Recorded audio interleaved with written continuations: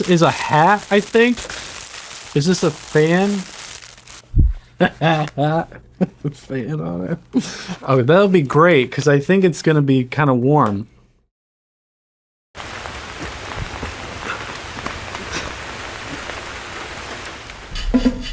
Have you ever been inspired to do something based on your TikTok feed? Maybe a video about a restaurant compelled you to go out for breakfast?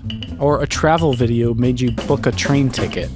Maybe a product review helped you make a buying decision?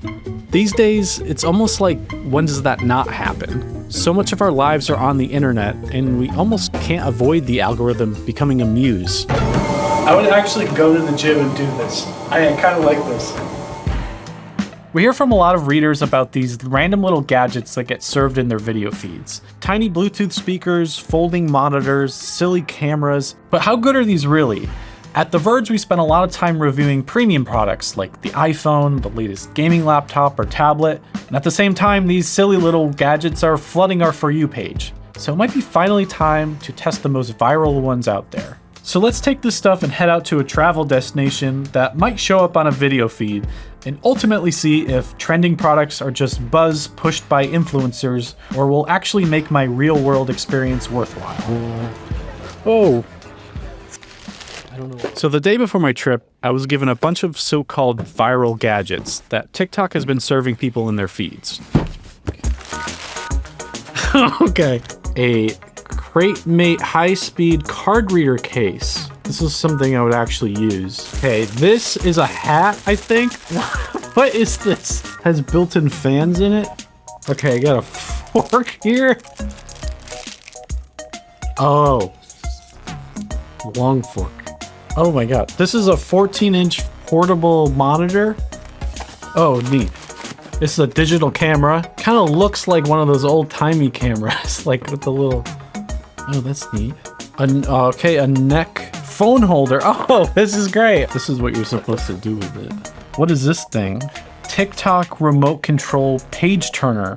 It's like a little ring. Let's see what this is. Oh, okay. It's a foldable keyboard with a touchpad. Oh, and a bag, thank God. Okay, there's like a zipper on the bottom. So your stuff can fall out. I think that's it. The next morning, my co-director Alex and I arrived at Penn Station in New York to take an 8-hour train ride to try and demo all these gadgets. Our destination?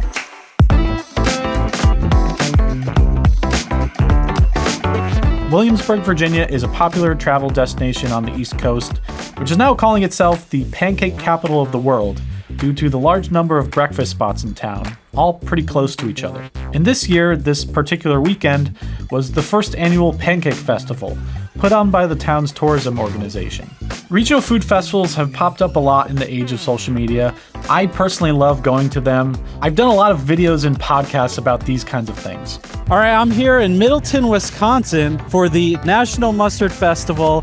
A Pancake Festival is another example of an event you might see in your TikTok feed. I myself got ads for the Pancake Festival on both TikTok and Instagram, and was rather excited to take this trip to check it out.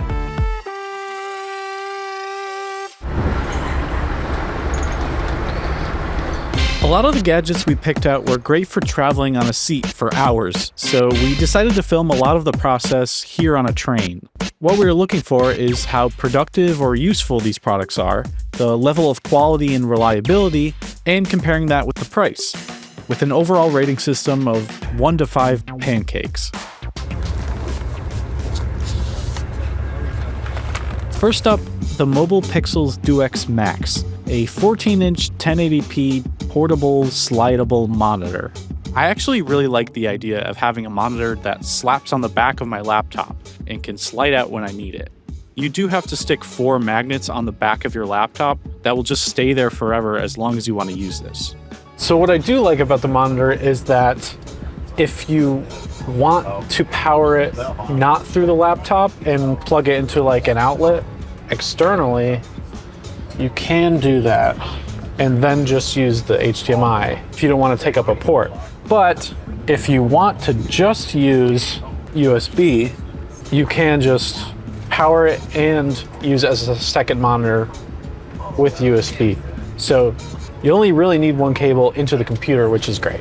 Pulling the screen out and back in is a little annoying at times, especially with the magnets sliding along the spacers. If you don't pull hard enough, it kind of gets stuck, but if you pull too hard, you'll rip the monitor off aggressively. That being said, it does feel fairly durable, and there's not too many moving parts to really break it. You could just use it as a monitor for anything, like your phone or maybe like a Switch or an Xbox or something like that, which you could just do like a book here. Oh, I can also like do a little presentation mode like this, still upside down. You can adjust simple things like brightness and color on the display itself, but orientation and sizing, you'll have to go into the computer's settings. And you have to go into your settings every time you want to switch sides or flip the display. The monitor quality is just fine. It's a generic 1080p LCD screen, so I won't be doing some high-level color correction work on this, but it totally does the job when you just want a bigger screen setup. This only works if no one is sitting next to me. Like someone's gonna just have this monitor here the whole time. For almost $200, I'm not sure you're getting a lot out of this small slidable monitor, but the design is unique enough that if this is the style you'd get the most out of compared to other pop-out displays, then I don't think you'd be too disappointed, unless you're a pixel peeper. So this gets 3 pancakes, productive yet clunky.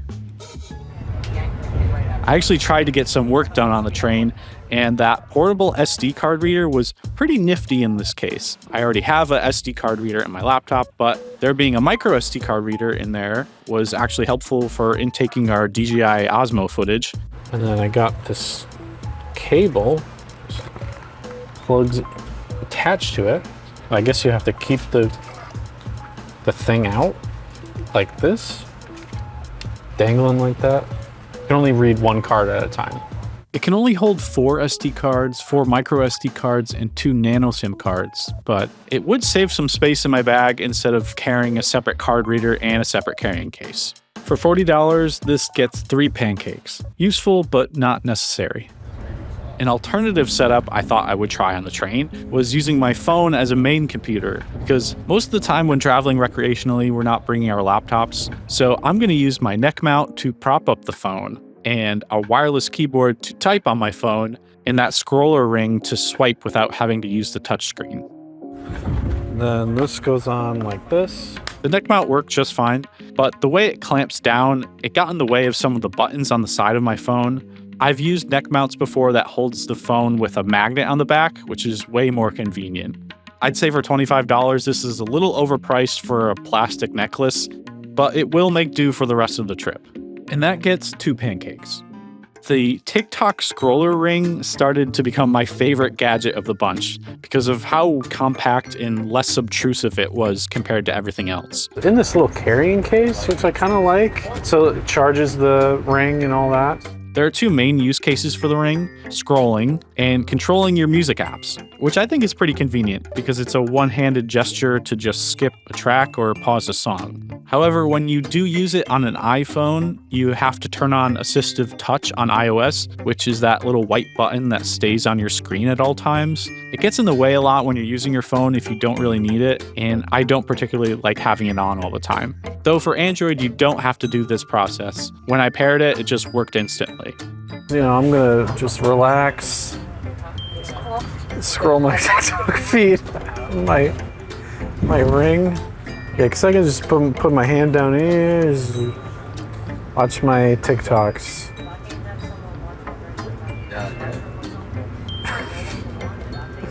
This is so dumb. But the ring is a little buggy. Sometimes it would just stop working altogether on the iPhone, which I guess happens enough that they included a page in the instructions on how to fix it.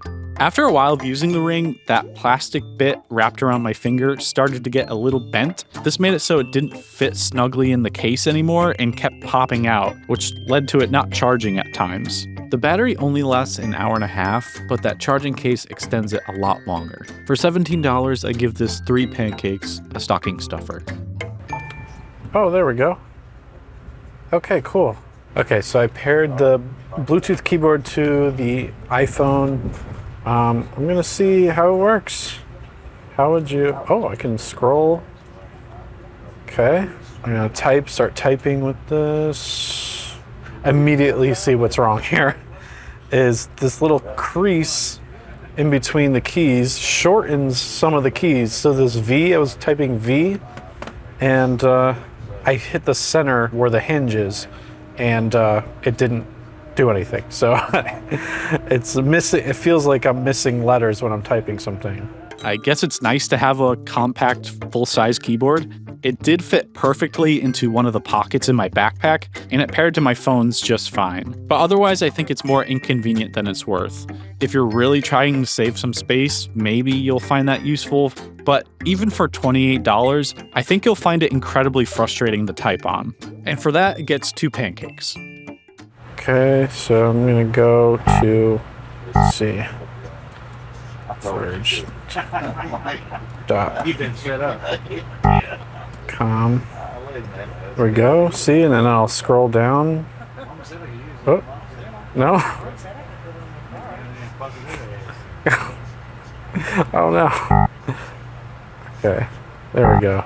Oh wait, is this upside down? So it was scrolling up instead of down. Okay, there we go. And then I could click on a story with the trackpad. Okay, and then I can scroll down and read my story. Kind of. The trackpad isn't great.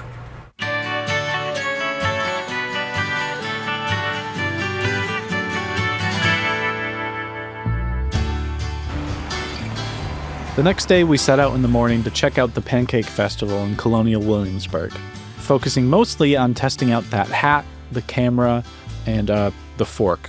It was very cloudy that day, not an ideal climate to test the solar-powered fan hat, but we did get it working. Oh yeah, okay, this one's moving. All right, yeah. Feeling, because it's a little warm out today, a little humid. These fans are actually doing the job. Too bad I look like an idiot though. What I like about this hat is even though it is something with another USB port you have to worry about, it never really ran out of battery. The solar panels kept the fan moving throughout the weekend and well into the following week.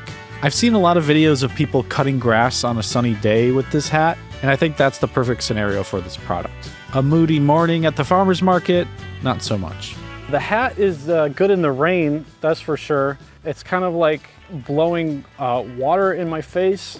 I'm gonna give this 2.5 pancakes.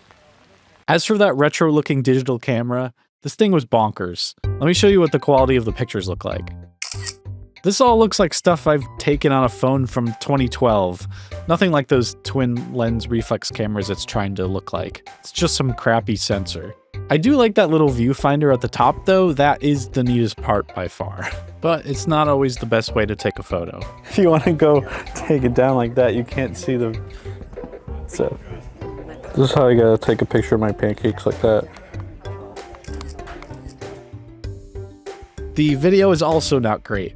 The buttons are not intuitive, so you kind of forget which ones take a photo and how to take a video. One way to take a video is this little side crank, which will start to capture motion, but without sound, and resulting in shaky footage while you're winding that lever. So I'm gonna give this 1 pancake, junk drawer material. We got to the festivities a little early, so in the meantime, we decided to hit up the many pancake houses in Williamsburg, because I gotta use that fork.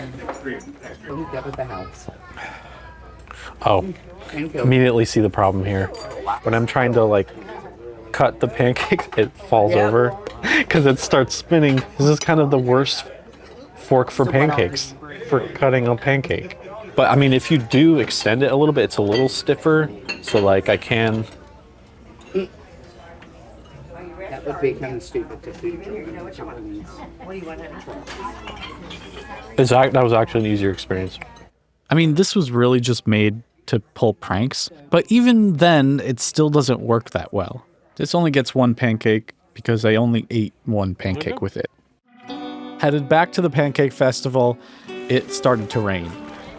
And apparently they had already started the pancake eating contest without us to get ahead of the rain. Wow, got the check there. And then it started to pour.